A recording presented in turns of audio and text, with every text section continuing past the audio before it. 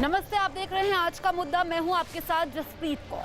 Corona cases काफी तेजी से बढ़े हैं, ऐसे में मास्क पहनना सबसे ज्यादा जरूरी है।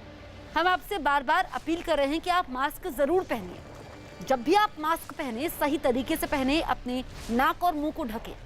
इसको लेकर न्यूज 18 इंडिया ने एक कैंपेन भी शुरू किया है, #मास्क पहनो इंडिया। आप खुद से ये प्रण लीजिए कि जब तक ये महामारी है, आप मास्क नहीं उतारेंगे।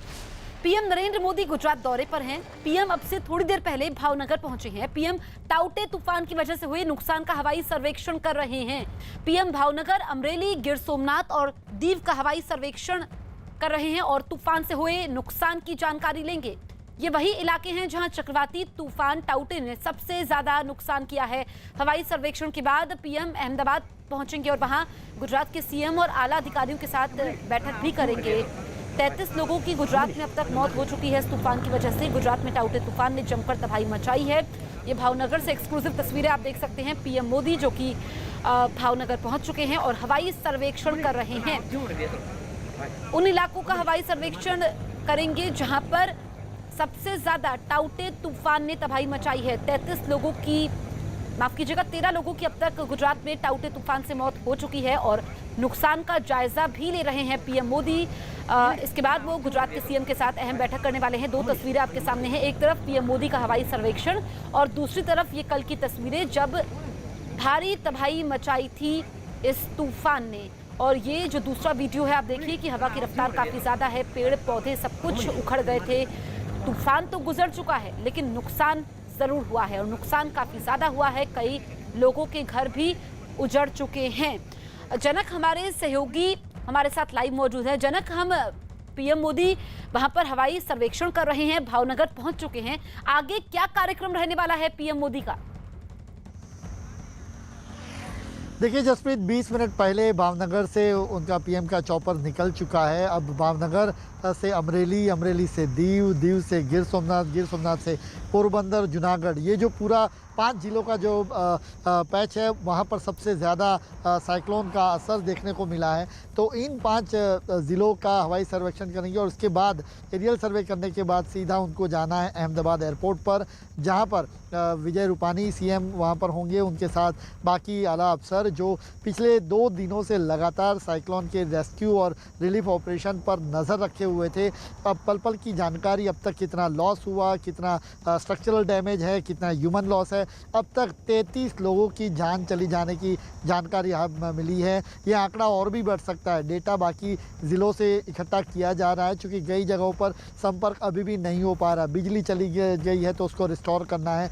तो युद्ध स्तर पर बहुत सारी चीज़ें काम करनी है। सेना की मदद ली गई है, एनडीआरएफ की टीमें हैं वहाँ पर, कई जगहों पर रास्ते ब्लॉक है। तो कितना डैमेज है वो सारी जानकारी पीएम मोदी आज विजय रूपानी जो मुख्यमंत्री हैं गुजरात के, उनसे लेंगे और सारी उसके बाद किस तरीके के स्टेजेस पर, क्योंकि इतना जब बड़ा नुकसान होता है, साइक्लोन जैसी आपदा होती है, तो ऐसे में मदद भी केंद्र सरकार की ओर से दी जाती है। जाहिर सी बात है, एक उम्मीद की जा रही है कि केंद्र सरकार की ओर से इस मामले में कोई राहत पैकेज की घोषणा भी हो सकती है। तो जनक, हमारे सहयोगी जानकारी देते हुए हम एक्सक्लूसिव तस्वीरें भी आपको दिखा रहे हैं। जो तूफान था वो तो गुजर चुका है, लेकिन तूफान के निशान जरूर है। नुकसान का आकलन कर रहे हैं पीएम मोदी। भावनगर से निकल चुके हैं, अब से कुछ देर पहले वो गुजरात पहुंचे।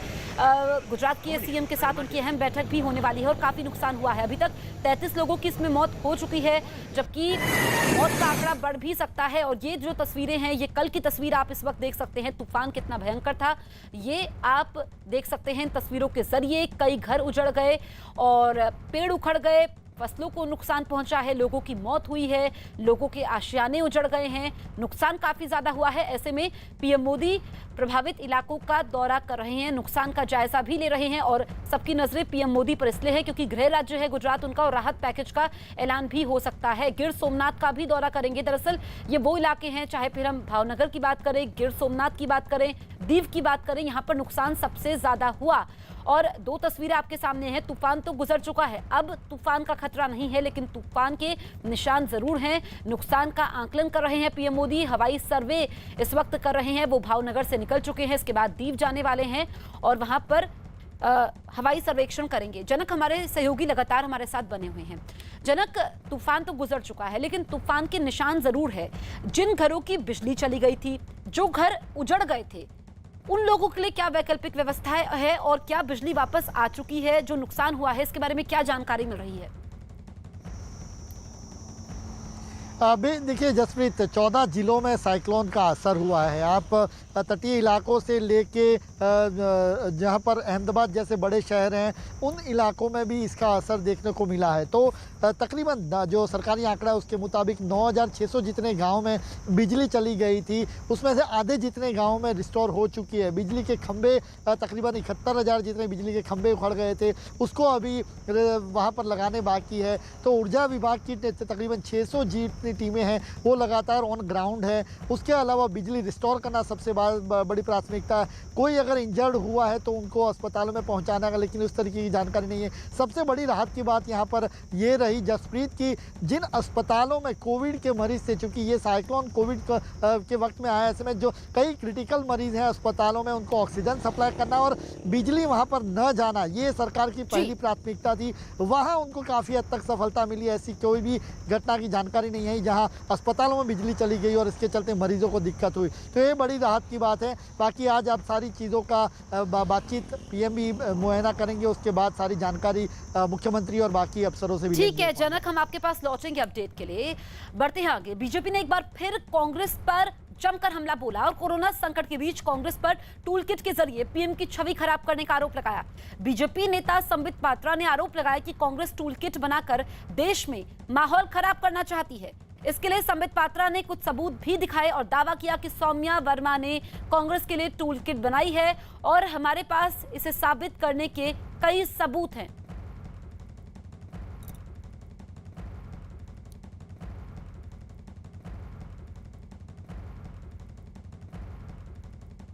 आज हम वो तथ्य लेकर आए हैं जिस तथ्य के माध्यम से ये साबित हो जाता है कि जिस टूल किट को हमारे नेताओं ने, जिस टूल किट को प्रेस कॉन्फ्रेंस के माध्यम से भारतीय जनता पार्टी ने देश के सामने रखा था, उस टूल किट का ऑथर आखिर कौन है। आप लोग डोमेन एक्सपर्ट से बात करेंगे तो जो पेपर, टूल किट वास्तविक रूप में एक पेपर होता है, रिसर्च पेपर होता है और भ्रमित करने के लिए टूल्स का जमावड़ा होता है। उसमें से एक पेपर जो कल हमने ट्वीट भी किया था, उस पेपर को जब डोमेन एक्सपर्ट्स ने उस पर रिसर्च किया कि आखिर ये पेपर जनरेट कहाँ से हुआ था, तो ये तथ्य देश के सामने और डोमेन एक्सपर्ट्स के सामने आया।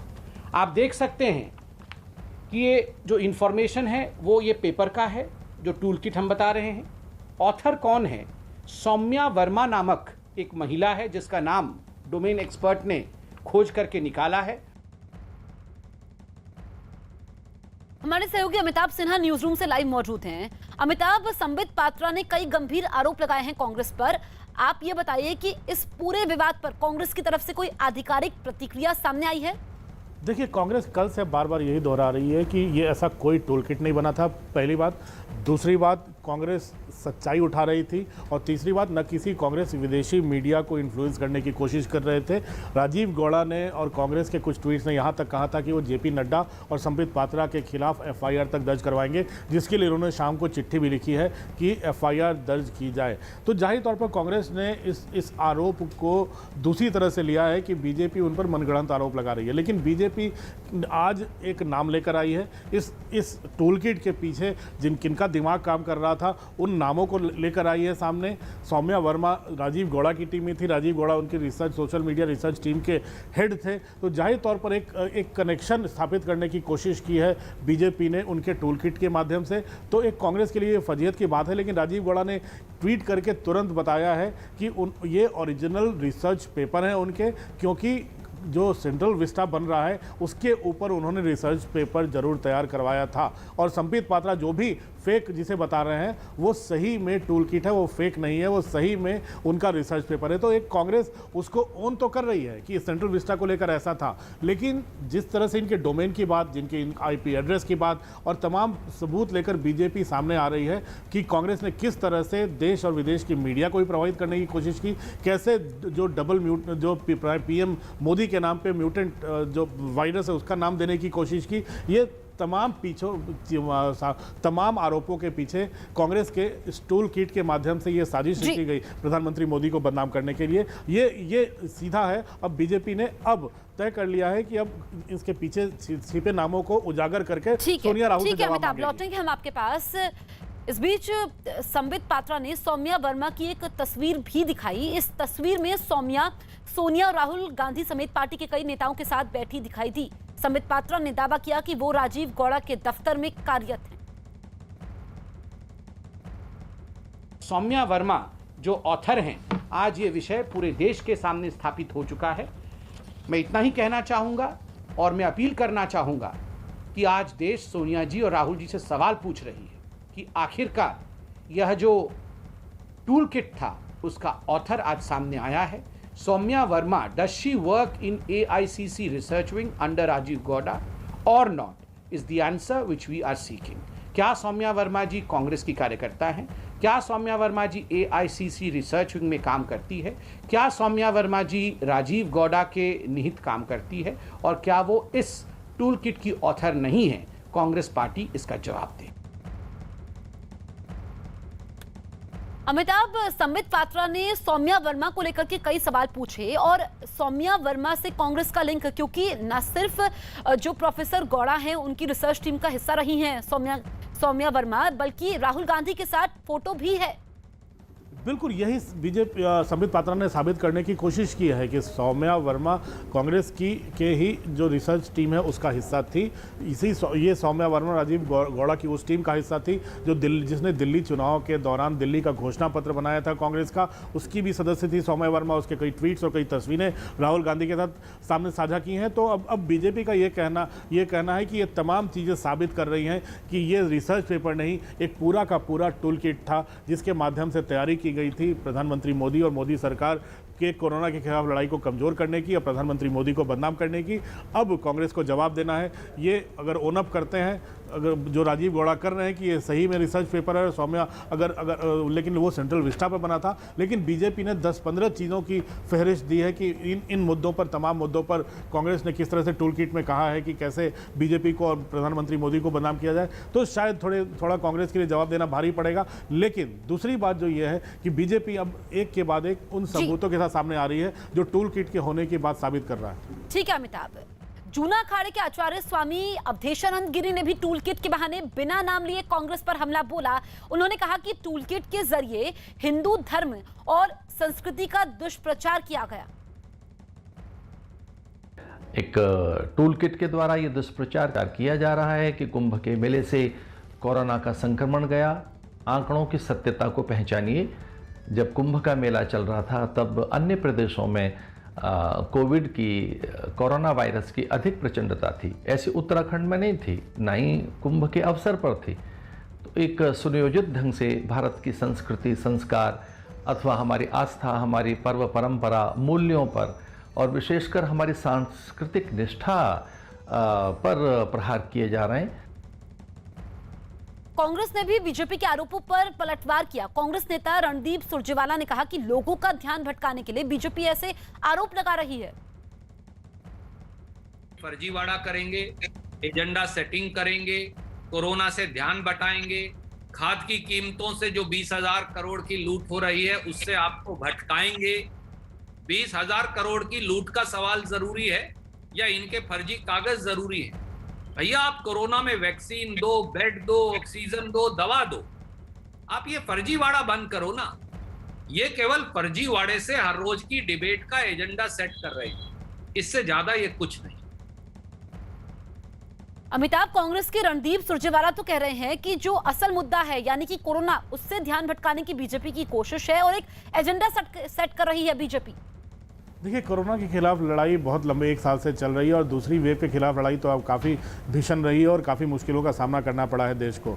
और किस तरह से प्रधानमंत्री ने लगातार बैठकें ली हैं और तमाम मंत्री एक स्टेक होल्डर्स को किस तरह से जुटाकर दुनिया भर से और भारत के अंदर भी किस तरह से ऑक्सीजन से लेकर दवा तक की कमियाँ दूर करने में कोशिश की है। तो एक लड़ाई है जो किसी से अनदेखी नहीं रही है। लेकिन कांग्रेस है, मुख्य विपक्षी दल है, उनको सवाल उठाने का हक है। और अगर रणदीप जो उनके कम्युनिकेशन हेड हैं अगर आरोप लगा रहे हैं तो कम से कम बीजेपी के इन बातों का जवाब कांग्रेस को देना पड़ेगा, जो लगातार बीजेपी सुबह से शाम पूछ रही है। ध्यान भटकाने की कोशिश हो सकती है अगर कांग्रेस का आरोप है, लेकिन सवाल का जवाब भी तो देना पड़ सकता है।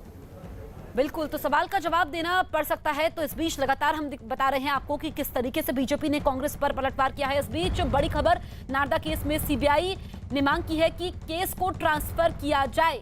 तो बड़ी खबर इस वक्त की हम आपको बता रहे हैं। और ममता को सीबीआई ने पक्ष भी बनाया है, तो ममता पर धमकी देने का आरोप है और इस बीच अब केस को ट्रांसफर करने की मांग उठी है। मलय घटक को भी इस मामले में पक्ष बनाया गया है। तो बंगाल के कानून मंत्री है मलय, अब उनको इस मामले में पक्ष बनाया गया है। तो नारदा केस में सीबीआई ने यह मांग की है कि केस को ट्रांसफर किया जाए और ममता पर धमकी का भी आरोप है। सीबीआई की कोर्ट में याचिका दी गई है, तो इस याचिका के जरिए अब केस को ट्रांसफर करने की मांग की गई है। इस वक्त की बड़ी खबर हम आपको बता रहे हैं, सीबीआई ने केस को ट्रांसफर करने की मांग की है। नारदा केस और ममता पर धमकी का आरोप लगाया है मलय घटक, जो कि बंगाल के कानून मंत्री हैं, उनको भी इस मामले में पक्ष बनाया गया है। आशिका सिंह हमारी सहयोगी फोन लाइन पर मौजूद हैं। आशिका, और क्या जानकारी मिल रही है? देखिए, ये जो इसके पहले भी दलील सीबीआई की तरफ से पिछले दिन भी दी गई थी कि ये जो मामला है इसको ट्रांसफर स्टेट से बाहर करना चाहिए, और आज विशेष तौर पर ये पिटीशन दायर की गई है सीबीआई की तरफ से, जिसमें ये कहा गया है कि जिस दिन जो 4 नेता है उनको गिरफ्तार किया गया, मुख्यमंत्री ममता बनर्जी खुद सीबीआई के दफ्तर पहुंच गई और जो कानून मंत्री हैं मलय घटक वो कोर्ट पहुंच गए। कई नेता इसके अलावा जैसे कल्याण बनर्जी ये भी पहुंचे थे सीबीआई के दफ्तर। तो इस मामले में अब की धमकाया गया सीबीआई को, पत्थरबाजी हुई, जो कानून व्यवस्था को लेकर के सवाल उठे। उस दिन निजाम पैलेस जहाँ सीबीआई का ये मुख्यालय है वहां पर गेट पर टीएमसी के कार्यकर्ता मौजूद थे, पत्थरबाजी भी हुई थी। तो इन सभी घटनाओं का उल्लेख करते हुए ये पिटीशन दायर की है, जिसमें ममता बनर्जी और जो कानून मंत्री हैं उनको भी पार्टी बनाया गया है सीबीआई की तरफ से। तो बिल्कुल, अब आशिका, जो सीबीआई ने याचिका दी है कोर्ट में, केस ट्रांसफर करने की मांग की गई है, कब इस पर सुनवाई होगी?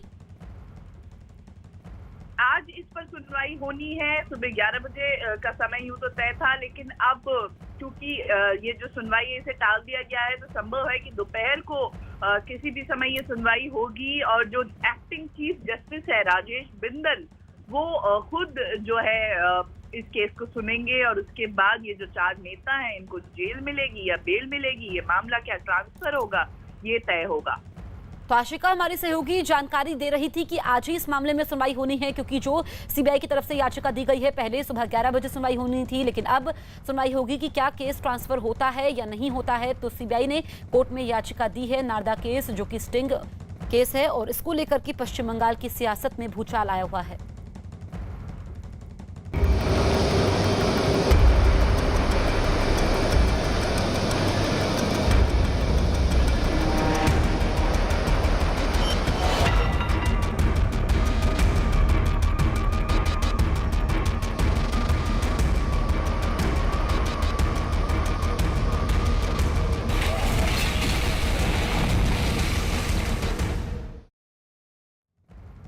मुंबई के पास अरब सागर में फंसे लोगों को बचाने के लिए नेवी और कोस्ट गार्ड का सबसे बड़ा रेस्क्यू ऑपरेशन जारी है। और इस बीच बड़ी खबर यह है कि समंदर से नेवी ने 14 लोगों के शव बरामद किए हैं, लेकिन अभी भी वहां 65 लोग फंसे हुए हैं, जिन्हें सुरक्षित निकालने के लिए रेस्क्यू ऑपरेशन चलाया गया। समंदर में 4 छोटे जहाजों पर 695 लोग सवार थे, जो टाउटे तूफान की वजह से वहां फंस गए थे।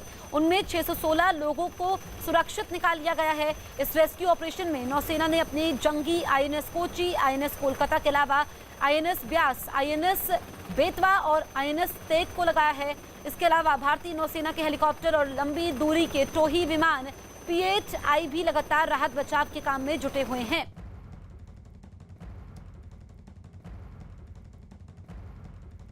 अब तक 185 लोगों के जानें बचाई जा चुकी हैं और ये आधिकारिक तौर से अगर आप पूछें कि कितने लोग मिसिंग हैं, ये ONGC से ये सवाल करना सही होगा।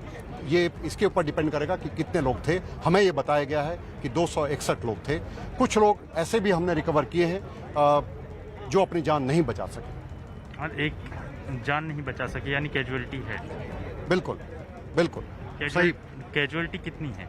अभी तक हमने तकरीबन 14 कैजुअलिटीज को हमने रिकवर किया। यानी ये 185 के अलावा 14 कैजुअलिटी। जी हाँ। तो ये 14 कैजुअलिटीज के बारे में इन किस जो है ये बॉडीज़ मिल चुकी हैं और कहाँ पे हैं? ये शिप्स लेकर के आ रहे हैं और इनकी ये पुष्टि करना कि ये किस शिप के थे, ये जो एजेंसीज हैं, शोर एजेंसीज हैं, उनका काम है। ये मेरे लिए ये सबके लिए साबित कर देना कि वो पापा 305 के ही थे, ये उचित नहीं होगा। अरब सागर में फंसे कर्मचारियों को सुरक्षित बाहर निकालने के लिए नेवी और कोस्ट गार्ड का रेस्क्यू ऑपरेशन जारी है। इसी कड़ी में आईएनएस कोची ने समंदर में फंसे जहाज P305 से 125 लोगों को लेकर मुंबई पहुंचा। P305 नाम के इस जहाज में अब तक 184 लोगों को बचाया जा चुका है। बचाए गए लोगों को फिलहाल अस्पताल में इलाज के लिए भेज दिया गया है।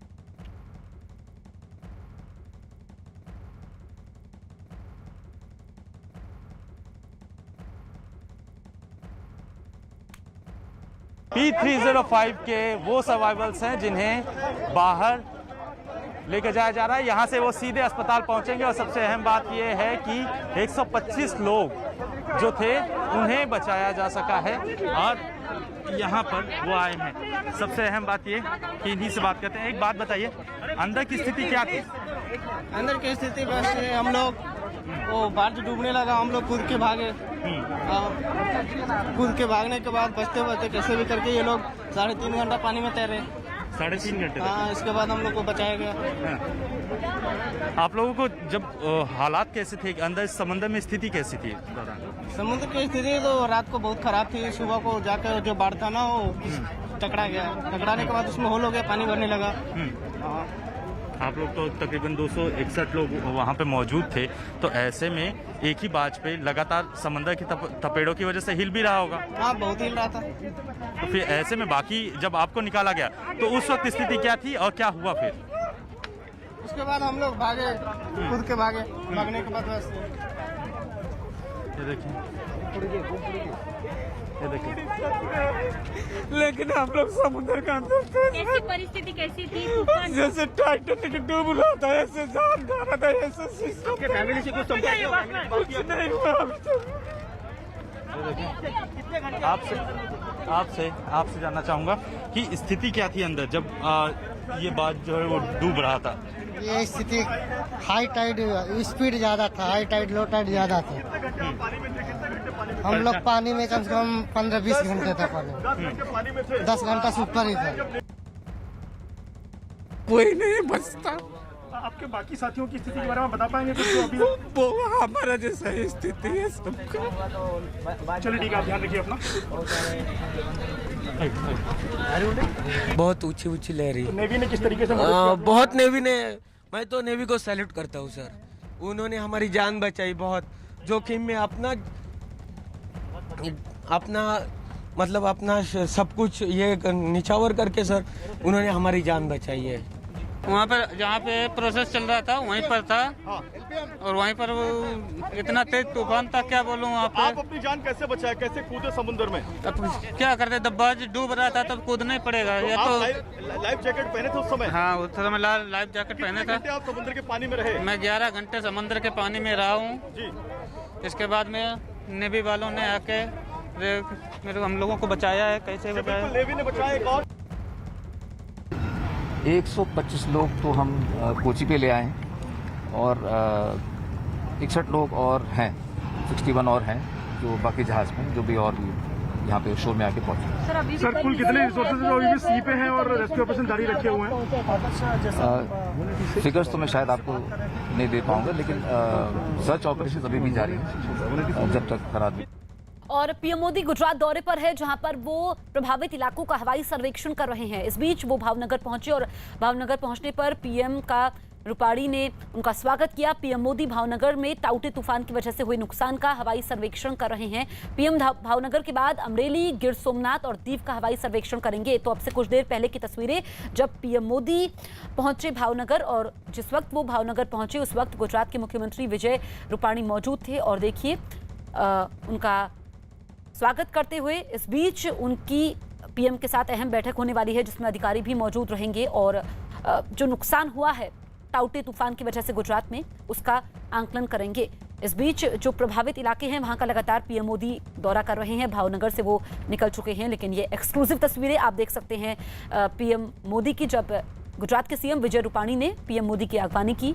उनके साथ अधिकारी भी मौजूद अब से कुछ देर पहले गुजरात पहुंचे हैं और राहत पैकेज का भी ऐलान कर सकते हैं। सबकी नजरें पीएम मोदी के इस दौरे पर टिकी हुई हैं। दो तस्वीरें आपके सामने हैं। एक तरफ तो वो हवाई सर्वेक्षण कर रहे हैं, उसके बाद वो गुजरात के सीएम के साथ अहम बैठक करने वाले हैं, जिसमें बड़े अधिकारी भी मौजूद रहेंगे, क्योंकि ताउते तूफान की वजह से गुजरात में अब तक 33 लोगों की मौत हो चुकी है और काफ़ी नुकसान हुआ है। कई लोगों के आशियाने उजड़ गए। 33 लोगों की मौत हुई है, यह आंकड़ा बढ़ सकता है। इसके अलावा कई घरों की बिजली गुल हो गई थी, फसल को भी काफ़ी ज़्यादा नुकसान पहुंचा है।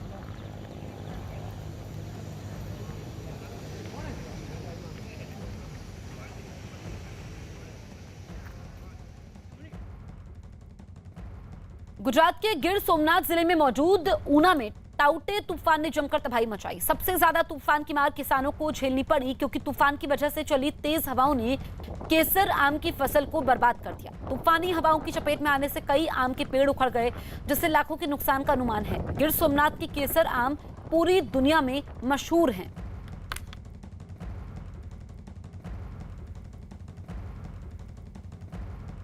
ताउते ने गिर सोमनाथ और ऊना के आसपास में भारी तबाही मचाई है। खास तौर पर किसानों की फसलों को नुकसान पहुंचा है। ये इलाका अगर मैं बात करूं तो आम की फसल के लिए देश भर में जाना जाता है। यहाँ के आम विदेशों में भी जाते हैं। ये केसर आम है। इसकी खासियत आपको मैं बता दूं, अगर ये पेड़ पर जब होते हैं उसको फसल के तौर पे जब उतारा जाता है तभी वो रसीले आम के तौर पे पकते हैं। इस बार इस साइक्लोन में तेज़ हवाओं के चलते ये सारे के सारे आम गिर चुके हैं। ऐसे में इसका पकना नामुमकिन है। पकेंगे नहीं, ये पकते नहीं तो ऐसे में ये फसल बर्बादी है। देखिए जो मज़दूर हैं वो आम की फसल जो इकट्ठा कर करके यहाँ पर ला रहे हैं। जो आम थे वो नीचे जो गिरे थे।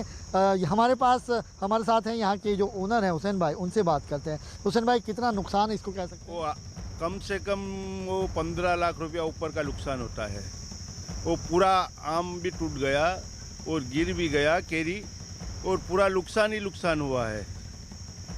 और क्या है कि वो आम के नीचे वो तेज़ हवा चल रही थी, वो पूरा केसर का पाक था, वो पूरा गिर गया और फेल हो गया। वो बाहर काटने में भी मजदूरी का भी पैसा नहीं होगा। बिल्कुल, तो ये कह रहे थे हुसैन भाई कि मजदूरी का भी ये पैसा इससे नहीं निकलेगा, क्योंकि ये पकेंगे नहीं और पकते नहीं तो खाने के काम नहीं आएंगे। ऐसे में गिर सोमनाथ का जो पूरा इलाका है, तलाला या ऊना के आसपास, सबसे ज़्यादा केसर आम यहाँ पर पकते हैं और हर जो किसान है यहाँ पर जो आम पकाता है उसकी यही स्थिति है। आम पूरे गिर चुके हैं और फसल बर्बाद हो गई है। सरकार से उम्मीद है कि कोई राहत पैकेज उनको दे, जिससे इस बार चूँकि कोरोना का समय चला, काफ़ी मेहनत भी लगी, मजदूर भी नहीं थे, इसमें काफ़ी मेहनत भी लगी आम की फसल को पकाने और सारी चीज़ों में उसको, और लेकिन सामने अब जो है सामने उनको पैसा जो कमाई वो इस बार होनी मुश्किल लग रही है। ऐसे में सरकार से वो राहत पैकेज की उम्मीद कर रहे हैं। कैमरामैन कुमार सिंह के साथ जनक दवे, न्यूज़ 18 इंडिया, गिर सोमनाथ। दो तस्वीरें आपको दिखाते हैं। ताउते तूफान की वजह से गुजरात में काफी तबाही हुई है और इस बीच पीएम नरेंद्र मोदी, जो दूसरी तस्वीर में आप देख पा रहे हैं, आज गुजरात में तूफान से हुई तबाही का हवाई दौरा कर रहे हैं। तो गुजरात में ताउते की तबाही की वजह से अब तक 33 लोगों की मौत हो चुकी है, फसलों को नुकसान पहुंचा है, कई लोगों के आशियाने उजड़ गए हैं, इसके अलावा फसल को भी नुकसान पहुंचा है। गुजरात में ताउते तूफान के गुजरने के बाद सूरत में जोरदार बारिश हुई। वहां तेज हवा के साथ हुई बारिश से कई जगहों पर नुकसान भी हुआ। ऐसे ही एक इलाके में कई कुर्सियां और रेहड़ी पर पलटी हुई दिखाई दी, जबकि कुछ जगह पेड़ की टहनियां टूटकर गिर गई। बारिश की वजह से सड़कों पर सन्नाटा दिखा और ज्यादातर गाड़ियां सड़कों के किनारे खड़ी नजर आईं।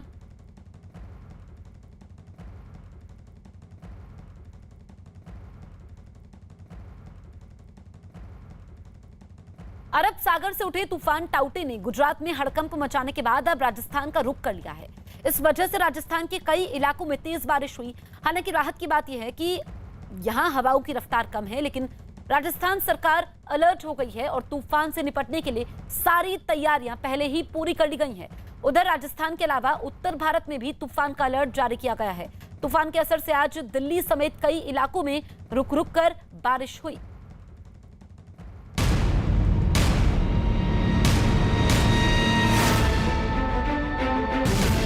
राजस्थान पहुंचा टाउटे तूफान। राजस्थान पहुंचने से पहले धीमी पड़ी रफ्तार। टाउटे से उत्तर भारत में भी अलर्ट। महाराष्ट्र और गुजरात में अपना कहर बरपाने के बाद टाउटे तूफान ने राजस्थान में दस्तक दे दी है। मंगलवार से ही राजस्थान के कई जिलों में बारिश का ऐसा दौर चला कि डूंगरपुर में सड़कों पर पानी तेज बहाव के साथ बहता दिखा, जिसमें बाइक भी डूबी नजर आई। जालौर में तेज हवाओं की वजह से एक स्कूल की इमारत गिर गई तो कई पेड़ भी गिर गए। उधर बारां में तेज बारिश के साथ ओले गिरे तो वहीं दौसा में सुबह के कई घंटों तक तेज बारिश हुई। तेज आंधी की वजह से कुछ जगहों पर स्कूलें भी ढही है और जो पेड़ थे वो भी टूटने की सूचना मिल रही है। साथ ही आप देख सकते हैं मेरे पीछे ये जो कुछ होर्डिंग लगे हुए थे सरकारी, वो होर्डिंग भी तेज हवा के चलते टूट के नीचे गिर चुके हैं। ऐसे में अंदाजा लगाया जा सकता है कि ताउते तूफान का असर है वो साफ तौर से जालौर में देखने को मिल रहा है। हालांकि जिले के लिए आगामी 12 घंटे भी इस ताउते तूफान से लड़ने को लेकर प्रशासन को कड़ी मशक्कत करनी पड़ सकती है।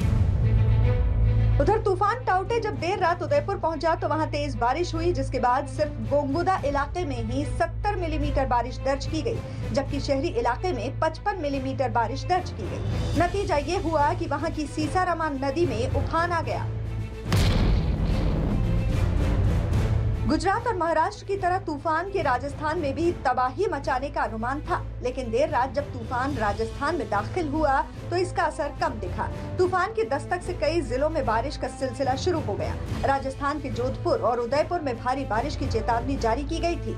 अनुमान लगाया गया था कि वहां 60 किलोमीटर प्रति घंटे की रफ्तार से हवाएं चलेंगी, लेकिन अनुमान के उलट राज्य में तूफान की रफ्तार कम दिखी और 40 से 50 किलोमीटर प्रति घंटे की रफ्तार से हवा चली। हालांकि मौसम विभाग ने राज्य को अलर्ट मोड पर ही रहने की चेतावनी दी।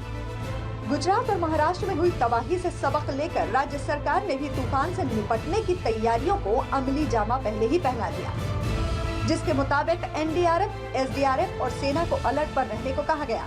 सभी जिला मुख्यालयों में कंट्रोल रूम बनाए गए जो 24 घंटे तूफान के हालात पर निगरानी रखेंगे। उदयपुर में एनडीआरएफ की टीमें तैनात की गयी, साथ ही डूंगरपुर और बांसवाड़ा समेत कई जिलों में एसडीआरएफ को भी लगाया गया है। मौसम विभाग के अनुमान के मुताबिक राजस्थान के जयपुर, अजमेर, कोटा और भरतपुर संभाग के कई जिलों में आज देर शाम तक तेज बारिश हो सकती है। दावा किया गया कि देश के पश्चिमी हिस्से से निकलकर टाउटे अब उत्तर भारत की तरफ बढ़ रहा है, जिसका असर दिल्ली और आसपास के इलाकों में सुबह सुबह नजर आया। दिल्ली के अलावा यूपी में भी कई जगहों पर हवाएं चलने के साथ रुक रुक कर बारिश हुई। टाउटे का असर यूपी की राजधानी लखनऊ में भी दिखा, जहां देर रात से शुरू हुई बारिश का दौर सुबह भी कुछ घंटों तक जारी रहा। तूफान यानी इस जो हवा और बारिश हो रही है पूरे यूपी में, उसकी वजह से आम की फसलों को सबसे ज़्यादा नुकसान हुआ है। इसके साथ ही जो आवागमन है, हालांकि लॉकडाउन चल रहा है तो कम लोग ही निकले, लेकिन फिर भी जो लोग निकल रहे हैं उन्हें बारिश में ही चलना पड़ रहा है। लेकिन जो मौसम विभाग की चेतावनी है, पश्चिमी उत्तर प्रदेश के साथ साथ उत्तर प्रदेश के कई इलाकों में अगले 24 घंटे तक भारी बारिश का अलर्ट है और मौसम वैज्ञानिकों का साफ तौर पर कहना है कि उत्तर प्रदेश में भी तेज बारिश और तेज हवाएं होंगी। मौसम विभाग के मुताबिक हिमाचल, उत्तराखंड, हरियाणा में टाउटे का असर रहेगा। चंडीगढ़, दिल्ली और पश्चिमी यूपी में भी टाउटे के असर का अनुमान जताया गया है। साथ ही पंजाब, उत्तर राजस्थान और पूर्वी यूपी में भी 2 दिनों तक रुक रुक कर बारिश होने का अनुमान जताया गया है। दावा किया गया कि 21 मई तक टाउटे का असर खत्म हो जाएगा।